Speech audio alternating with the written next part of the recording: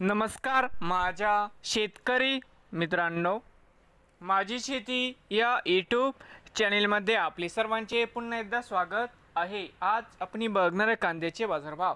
महाराष्ट्र राज्यातील कृषी उत्पन्न बाजार समिती अहिल्यानगर जिल्ह्यातील आजचे कांदा बाजारभाव म्हणजे दिनांक 12 जून 2025। कांदा दरामध्ये होत आहे चांगली वाढ। सर्व शेतकऱ्यांनी हा व्हिडिओ संपूर्णपणे बघा, कुठे न स्किप करता। तर मित्रांनो, बाजार समिती अहिल्यानगर जाते उन्हाळी या ठिकाणी आज आवक 30,063 क्विंटल।